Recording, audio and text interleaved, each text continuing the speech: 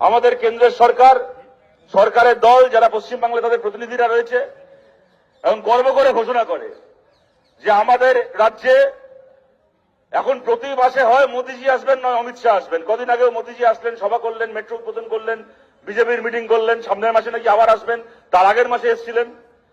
যত ভোট এগিয়ে আসবে মোদির আশা অমিত শাহর আশা বাড়বে, সভা বাড়বে, মিটিং বাড়বে, মিছিল বাড়বে। রাজ্যের কোটি কোটি মানুষ তারা সবাই মোদিকে কি বিজেপিকে সমর্থন করে বলে নয়, কিন্তু দেশের প্রধানমন্ত্রী আমাদের রাজ্যে আসছে, আমাদের রাজ্যের ব্যাপারে সভা করছেন, কথা বলছেন। তিনি কি বলছেন, আমাদের রাজ্য নিয়ে কি ভাবছেন, আমাদের রাজ্যের মানুষের কোন সমস্যার জন্য কি পরিকল্পনা করছে কেন্দ্র সরকার, শোনার জন্য কোটি কোটি মানুষ কান পেতে থাকে। দুদিন আগে যখন সভা হলো তখনও আপনারা কান পেতে শুনেছেন। সেই সভায় আমরা কি না শুনলাম, ভারত পাকিস্তান শুনলাম, হিন্দু মুসলমান শুনলাম, আমাদের রাজ্যের নাকি চরিত্র পাল্টে যাচ্ছে, মুসলমানের সংখ্যা বেড়ে যাচ্ছে, হিন্দুর সংখ্যা বেড়ে যাচ্ছে, থেকে শুরু করে গরুর মাংস, শুয়োরের মাংস কি না আছে যা আমরা এদের ভাষণে শুনি। কিন্তু যবে থেকে মোদী প্রধানমন্ত্রী হয়েছে তবে থেকে নিয়ে আজকে পর্যন্ত আপনাদের জিজ্ঞেস করছি যে অসংখ্যবার আমাদের রাজ্যে এসে সভা করেছেন। এই মালদার মানুষকে জিজ্ঞেস করছি, মানিকচক থেকে শুরু করে, মোথাবাড়ি থেকে শুরু করে, ভূতনির চর থেকে শুরু করে বিস্তীর্ণ এলাকার মানুষকে জিজ্ঞেস করছি, কবার ক মুহূর্তের জন্য মোদির মুখে এই মালদায় মুর্শিদাবাদে নদী ভাঙনের কথা শুনেছেন? এই যে নদীর ভাঙন, গঙ্গার ভাঙন, গতকাল বিকেলবেলা যেখানে গোটা গ্রাম ছিল, ঘর ছিল, সংসার ছিল, মানুষের বাড়ি ঘরদোর উঠোন ছিল, পরের দিন সকালবেলা নদীর তলায় তাকিয়ে দেখুন মাইলের পর মাইল খালি নদী।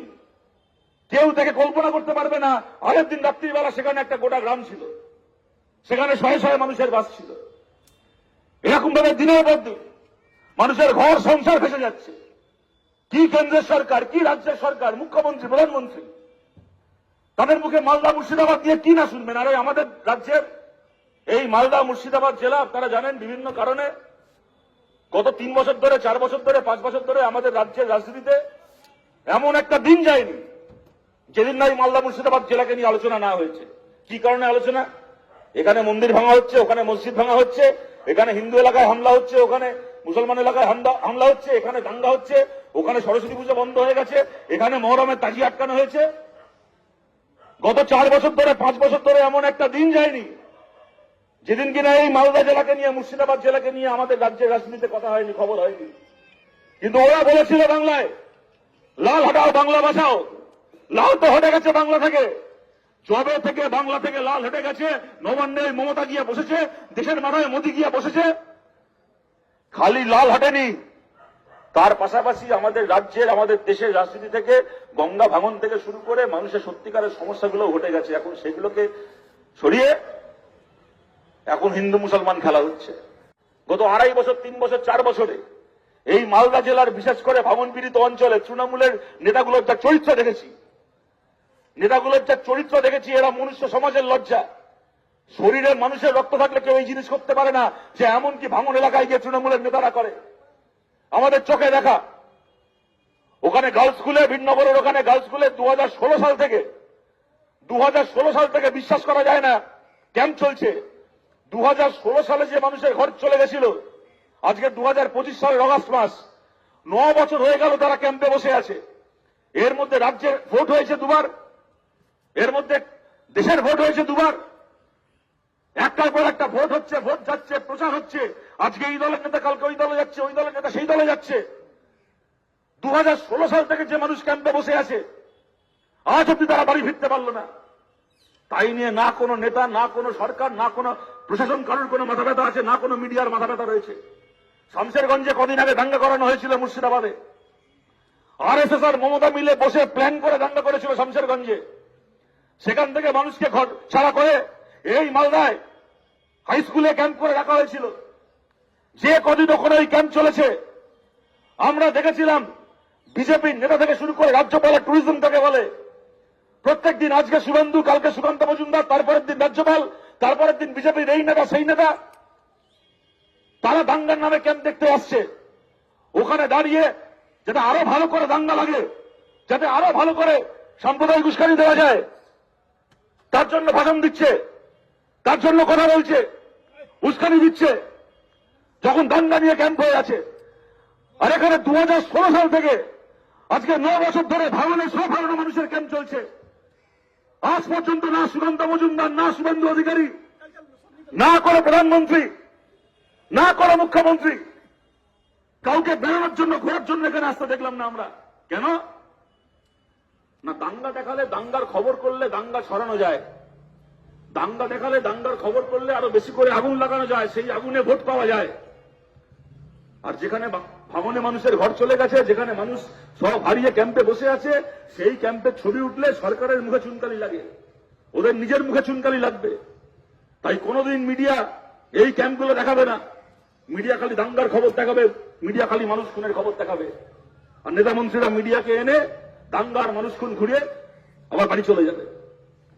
মানিক চকে ভূত দিতে, মানে ভাবা যায় এদের শরীরে মানুষের রক্ত থাকলে কেউ এই জিনিস করতে পারে? ঘর চলে গেছে, বাড়ি চলে গেছে, যে মানুষের মাথার উপর ছাদ নেই, সেই মানুষ নদীতে 4টে মাছ ধরে দিন গেলে হয়তো 100 টাকা 150 টাকা দিয়ে সেই মাছ বিক্রি করে কোন রকমের ঘর চালাচ্ছে, সংসার চালাচ্ছে। সেই মানুষের কাছে গিয়ে তৃণমূলের তেলাবাজি চলছে। কি বলে না, গঙ্গার এই অংশটাকে আমরা লিজ নিয়েছি। ওরা নাকি গঙ্গা লিজ নিয়েছে, গঙ্গা আমরা লিজ নিয়েছি, এখানে মাছ ধরতে গেলে 100 টাকায় 20 টাকা আমাদেরকে দিতে হবে। আর এই নির্লজ্জ ভিডিও গুলো, এই নির্লজ্জ বেহা এসডিও গুলো, ডিএম গুলো, এই বেহা ভিডিও এসডিও গুলোর অফিসে বসে আলোচনা করে রেট ঠিক হয় তৃণমূল কংগ্রেসের।